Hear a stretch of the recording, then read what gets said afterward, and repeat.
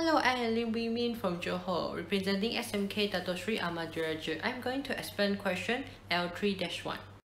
This is my code. I import the regex expression package to find the target DNA in the source DNA. First, the user will input two integers in the same line R and C. R is the rows of source DNA and C is the columns of source DNA. Then I create an empty source DNA list to store all the source DNA inputted by the user. After knowing number of rows of source DNA or known as R, I set the for loop to run R times to store all inputs of source DNA in the source DNA list. For example, the user input 4 that represent 4 rows of source DNA, and the for loop will run 4 times to store 4 inputs of source DNA in the source DNA list. After that, the user will input two integers in the same line R and C. R is the rows of target DNA and C is the columns of target DNA. Then I create an empty target DNA list to store all the target DNA inputted by the user.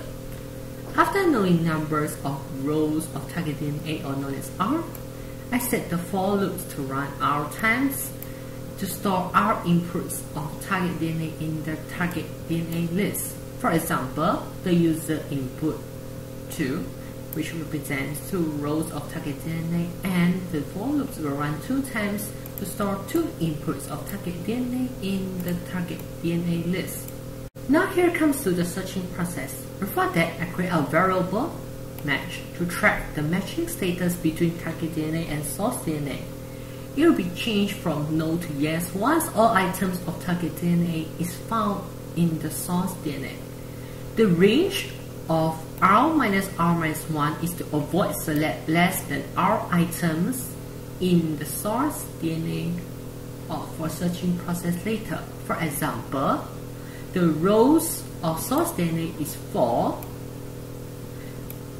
and the rows of target DNA is 2, which means it runs for 4 minus 2 minus 1, which is 3 times, where there's 3 pairs, 1, 2, and 3. Every time, every searching process, you will only select 2 items from the source DNA for searching.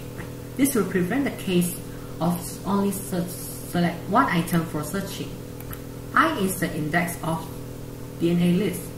The selected R items in the source DNA begins with the index of I, and R after of it will store in the checklist.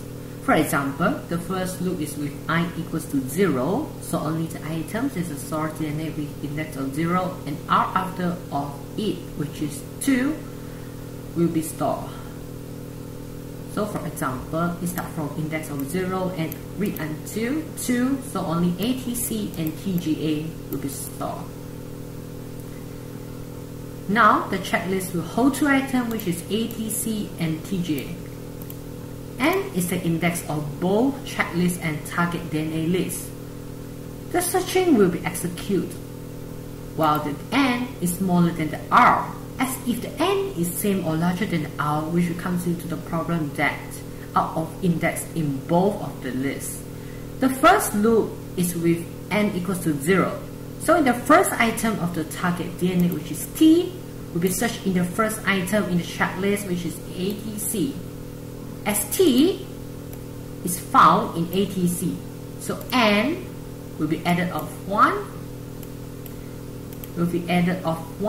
and continue the searching process with the following items in both lists.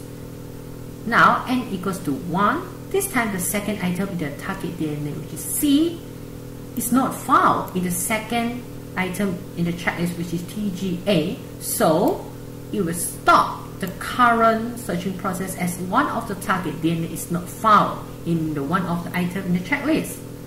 And it will continue another searching process with following 2 items in the source DNA. Now the I is equal to 1. The checklist holds the 2 following of it, which is TGA and CCA. In the first loop, the first item of the target DNA T is found in the first item of checklist TGA. In the second loop, the second item of target DNA C also found in the second item of checklist CCA.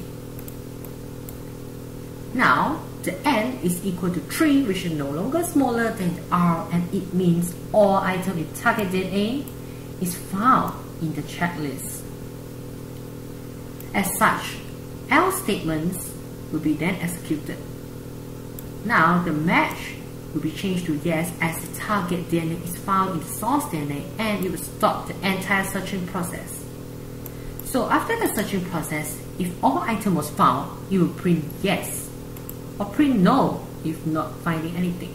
So before I end my explanation, I'm going to prove that my code was work.